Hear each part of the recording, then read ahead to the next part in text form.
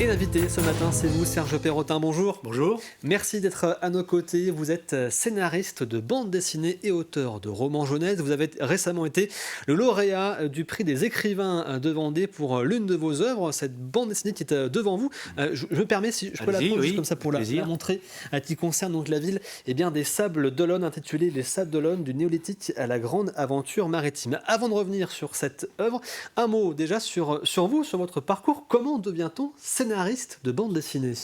Je crois qu'il faut être un grand fan de bande dessinée, un grand lecteur de bande dessinée au départ, ce qui fut mon cas, ce qui est toujours mon cas d'ailleurs. Et puis progressivement, l'idée vient, ou l'envie vient de passer de l'autre côté de la barrière, de l'autre côté de la ligne, et puis de se mettre à écrire. Et il y a maintenant une trentaine d'années où j'ai fait la bascule. Je suis passé de lecteur à scénariste.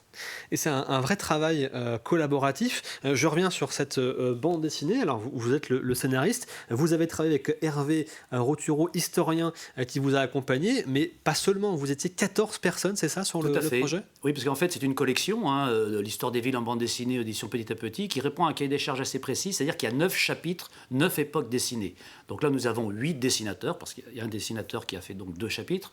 Et il y a une partie documentaire, c'est-à-dire que ce n'est pas qu'une seule bande dessinée, ce ne sont pas que des planches dessinées, il y a entre chaque chapitre, on a 2 pages documentaires, donc écrites par Hervé Roturo, et nous avons donc 8 dessinateurs, plus 5 coloristes, parce qu'il faut savoir que le dessinateur n'a pas toujours le temps de faire la couleur.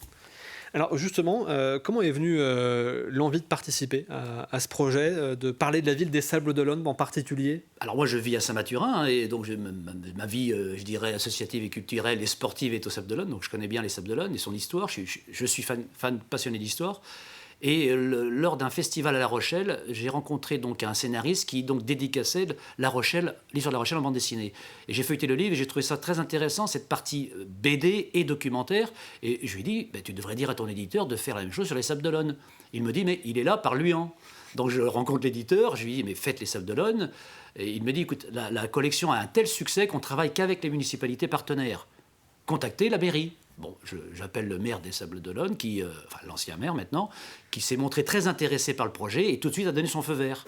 Donc un partenariat s'est mis en place entre la municipalité et l'éditeur. Et on est parti donc assez rapidement à l'automne 2024 pour une parution à l'été 2025. Donc c'était très ramassé dans le temps.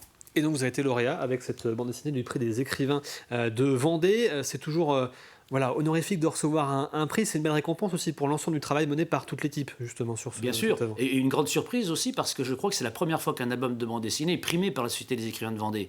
Donc on a tous été très étonnés, et honorés, bien sûr, parce qu'on sortait du petit microcosme BD-phile vendéen ou régional, pour avoir, je dirais, une espèce de reconnaissance un peu des gens qui sont plutôt portés sur la littérature.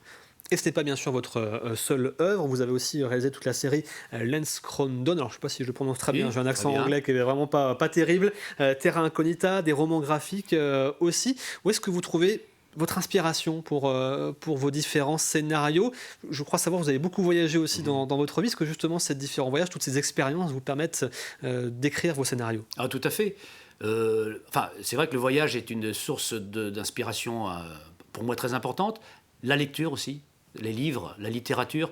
Je pense que quand on écrit de la BD, il faut surtout lire, pas que de la bande dessinée, mais beaucoup de littérature, d'essais, de documents. Et puis le cinéma aussi est une source d'inspiration importante.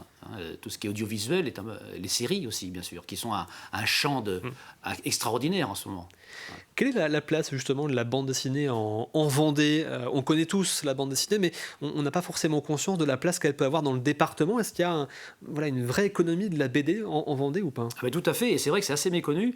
Et quand je dis que les ventes cumulées des 6 ou 7 auteurs de bande dessinée en Vendée c'est plusieurs millions d'exemplaires vendus, les gens me regardent avec un air assez étonné. Et en fait, il y a eu un élément important, un moment important au début des années 90, quand un auteur belge qui s'appelle Didier Chris est venu s'installer en Vendée à Nieul-le-Dolan. Et c'est un auteur de best-seller. Et donc, il était le seul auteur de bande dessinée en Vendée en 91-92. Et nous, on s'y est mis progressivement. Il nous a conseillé. Didier Chris, c'est un peu, je dirais, il est un peu à la bande dessinée ce qu'a Yves Violier à la littérature en Vendée, une sorte de parrain qui accompagne de façon bienveillante. Et donc, Chris nous a tous accompagnés, les 5 ou 6 auteurs professionnels. Et au même moment, il y a eu, je dirais, la mise en place d'un écosystème, je dirais, vertueux, avec des librairies spécialisées qui sont créées. Il y avait déjà 85 000 à Roche-sur-Yon. Il y a eu donc le comptoir de la BD au Sable d'Olonne. À Montaigu, il y a Trois Mondes. Il y a eu aussi les Herbiers. Et au même moment, on a eu des festivals dédiés, comme BD Fest à La Roche depuis 3-4 ans, comme Abracadabule au Sable d'Olonne, comme Bulle de Sèvres, ou même le Printemps du Livre, qui a un espace bande dessinée important. Donc tout ça a contribué, je dirais, à l'émergence de cette dynamique vendéenne. Le Festival des Salles, donc vous avez participé à sa création. Tout à fait, parce que en fait, j'étais le premier président en 2000 du festival, que j'ai vite abandonné la présidence, parce que c'est très, très chronophage. Mais c'est vrai que c'est un festival qui maintenant fête ses 23e éditions cette année et qui fonctionne plutôt bien. On a l'impression que la bande dessinée reste toujours dans l'air du temps, finalement, qu'elle accompagne à chaque fois l'air du temps, qu'elle a toujours même un temps d'avance en ce qui concerne sa modernité. Quand on regarde les différentes séries qui peuvent sortir, les histoires qui y sont racontées, les BD ne vieillissent pas. Ben, tout à fait. Et j'ai envie de me dire que c'est un peu l'âge d'or de la bande dessinée en ce moment pour le lecteur. Pour les auteurs, c'est plus compliqué, hein, parce qu'on est en pleine surproduction. Il y a eu 7000 titres parus l'an dernier, dont la moitié de manga, hein, mais il y a quand même 3500 BD franco-belges ou comics. Et c'est vrai que pour le lectorat, c'est vraiment intéressant, parce que vous pouvez lire une autobiographie de 500 pages en noir et blanc, ce qui était impossible il y a 10 ans. Hein. Donc c'est vrai qu'il y a cette dynamique. Le 9e art, comme on l'appelle, est actuellement, je dirais, en pleine croissance, Alors c'est vrai que ça crée aussi des problèmes pour les auteurs qui veulent en vivre, parce qu'il y a une telle surproduction que c'est pas évident.